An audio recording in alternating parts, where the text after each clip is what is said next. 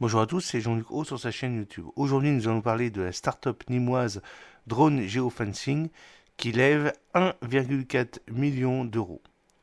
Alors sur la photo, vous voyez Anne et Samuel Brault, directrice générale et président de Drone Geofencing.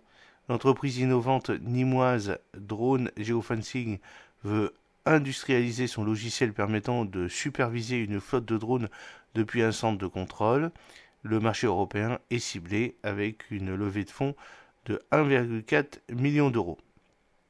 Le Deep Tech, Nîmois Drone Geofencing, fondé en 2019, a annoncé avoir bouclé une levée de fonds de 1,4 million d'euros. L'objectif de cette opération est d'accélérer le développement de ce logiciel Gestadrone permettant de superviser une flotte de drones depuis un centre de contrôle.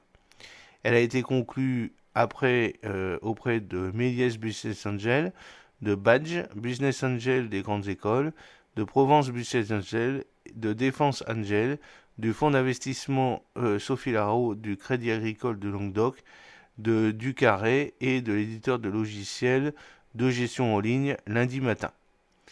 Alors, le but, c'est la lutte contre les incendies et les transports de colis. Drone Geofencing permet la réduction du coût de l'heure de vol. Les télépilotes doivent se situer à moins de 200 mètres du drone, ce qui les oblige à aller sur le terrain. Avec notre solution, un seul télépilote situé dans un centre de contrôle peut gérer toute une flotte de drones, expose aux Échos Samuel Brault, président de Drone Geofencing, ingénieur et expert dans les télécommunications aéronautiques. Les levées de fonds seront allouées à la mission des premiers systèmes, l'industrialisation de la solution et sa commercialisation en Europe, précise-t-il. Nous recrutons des docteurs, des doctorants, des ingénieurs, souligne pour sa part Anne Brault, directrice générale. Les postes concernent l'informatique, la radiofréquence et la microélectronique. Co-développée avec 6 laboratoires de recherche du CNRS et le Centre italien de recherche aérospatiale, la solution est déployée pour l'armée et pour les structures qui disposent d'une flotte de 10 drones ou plus, ajoute-t-elle. La solution est utilisée par une cinquantaine de clients, dont les grands groupes tels que la SNCF, GRT Gaz, Enedis, Total Energy, dans des domaines variés qui vont du transport de colis à la surveillance en passant par la maintenance prédictive d'infrastructures. Incubé au BIC Innovop du CCI Gardé au programme Team Factory de la SAT AXLR, l'entreprise a été labellisée Deep Tech en 2021 par BPI France. Drone Geofencing est par ailleurs lauréat cette année de 2 appels à manifestation d'intérêt portés sur la sécurité civile et Nîmes Métropole. L'objectif est de détecter un incendie à moins de 5 minutes et de lever les doutes en s'assurant qu'il s'agit bien d'un départ d'incendie et non pas d'un barbecue ou d'une cheminée de maison, explique le dirigeant. L'idée étant que les pompiers puissent intervenir dans les 10 à 15 minutes suivant le départ de l'incendie. La Deep Tech emploie 13 salariés et projette de porter les effectifs à 20 personnes courant 2024. Le chiffre d'affaires n'est pas communiqué. Alors, un autre problème survient, c'est la réglementation. Comme vous le savez, la réglementation civile en France, et surtout en France, puisqu'en fait compte, il y a toujours des dérogations pour ne pas appliquer le règlement européen de 2021 sur les drones civils. Eh bien, au niveau des drones civils, il est presque impossible d'utiliser des drones de ce type, puisqu'en réalité, le programme, par exemple, S4 de la réglementation précédente a été supprimé, et on reste en S1, S2, S3, et avec maintenant la nouvelle réglementation européenne qui s'implique, et au niveau de l'imbrication, on voit que bon, on a le droit jusqu'à 2 km, mais avec des coordonnateurs entre eux, le télépilote et puis le drone, puisque en automatique ça doit être à vue, et en pilotage FPV, en réalité ça doit être qu'à vue. Donc je ne comprends pas beaucoup d'un point de vue commercial, à part l'armée, pour utiliser cette formidable invention.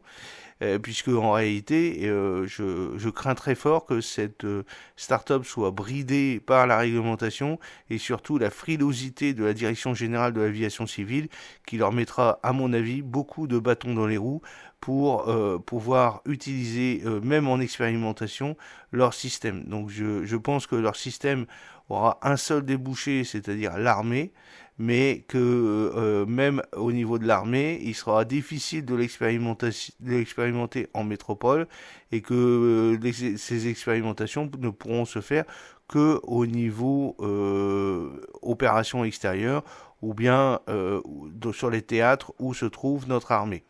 D'un point de vue civil, on a cité beaucoup d'entreprises, la SNCF, GRDF Gaz, Enedis, Total Energy. Mis à part si avec les systèmes SORA ça peut fonctionner.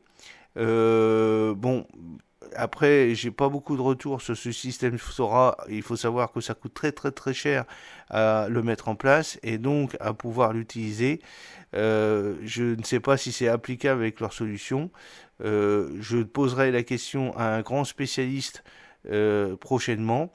Mais en tout cas, il est certain que je pense que cette entreprise aura de très grandes difficultés, non pas techniques, parce que ce sont des personnels extrêmement compétents d'un point de vue technique, et ils sont entourés aussi d'ingénieurs extrêmement compétents et de centres de recherche, mais je pense qu'ils auront de grandes difficultés pour pouvoir réaliser les expérimentations et surtout commercialiser pour les entreprises civiles leur solution qui est vraiment révolutionnaire, mais qui, si elle n'est pas autorisée par la réglementation française et la réglementation européenne, en réalité, ils n'auront pas de débouchés, mis à part les débouchés militaires ou à l'export.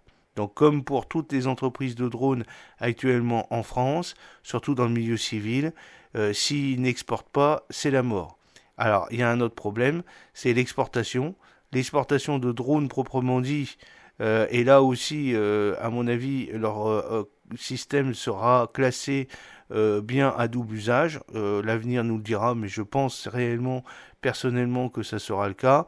Et ils auront bien du mal à pouvoir exporter donc à l'étranger leur système. Et donc, de ce fait, il y a un risque de faillite de l'entreprise, non pas parce que leur technologie n'est pas mature, non pas parce que leur technologie n'est pas bien, mais simplement en raison de la réglementation, que ce soit la réglementation drone civile ou bien la réglementation d'exportation des biens à double usage.